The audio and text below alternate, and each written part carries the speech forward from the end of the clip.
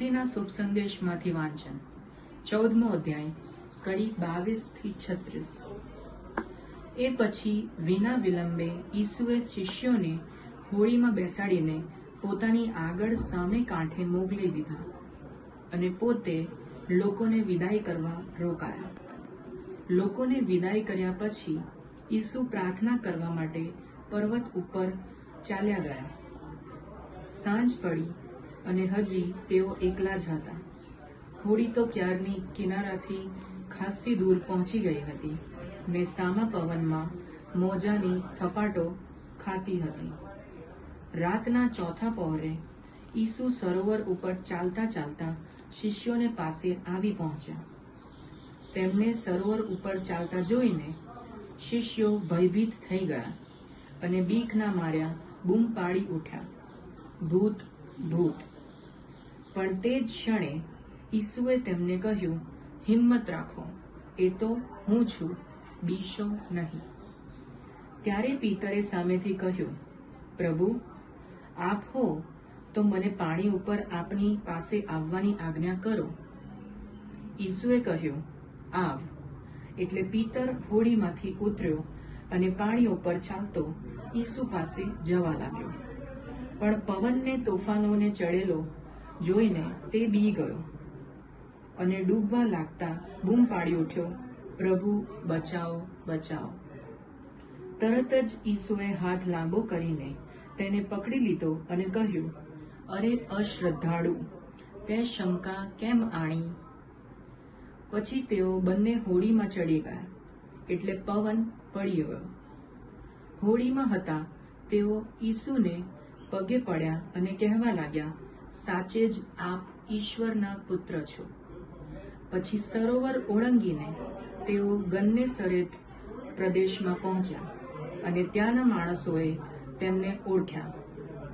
એટલે તેમણે આસપાસના આખા પ્રદેશમાં ખબર મોકલી દીધી।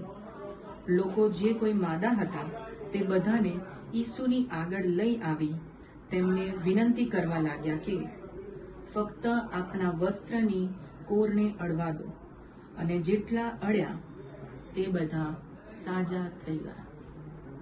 આ પ્રભુની વાણી છે। ઈસુની જય। વાલા ધર્મજનો, સંત અગુસ્તીનનું આ વાક્ય ખૂબ જ સુંદર અને સમજવા જેવું છે। Peter faltered because he focused on the waves instead of Jesus Christ. અર્થાત પીતર પાણીના વહેણમાં ડૂબવા લાગ્યો કારણ કે તેણે પેલા ઝંઝાવાત, વાવાઝોડા અને મોજા પર પોતાનું ધ્યાન કેન્દ્રિત કર્યું, ના કે પ્રભુ ઈસુ ખ્રિસ્ત ઉપર। મારા વાલા ધર્મજનો, આજના શુભ સંદેશમાં શિષ્યોની એક શ્રદ્ધાની કસોટી થાય છે। પર્વત ઉપરથી નીકળતા ઈસુ શિષ્યોને રવાના કરે છે અને પોતે પર્વત ઉપર રોકાય છે। અને જ્યારે ઈસુને શિષ્યો પાણી ઉપર ચાલતા આવતા જોવે છે ત્યારે ગભરાઈ જાય છે અને બૂમો પાડી મૂકે છે કે આ તો ભૂત છે। ત્યાં એમની શ્રદ્ધાની કસોટી થાય છે। ત્યારે ઈસુ એમને ખાતરી પણ કરાવે છે કે ડરશો નહીં, એ તો હું છું। તેમ છતાં પીતર સામેથી પ્રશ્ન પૂછે છે પોતાની સંતુષ્ટિ માટે કે જો આપ સાચે જ ખ્રિસ્ત હોવ તો મને આજ્ઞા કરો કે હું પાણી ઉપર ચાલું। અને ત્યાં તે ડૂબવા લાગે છે કારણ તેનું ધ્યાન પેલા ઝંઝાવાત, પેલા વાવાઝોડા ઉપર જાય છે।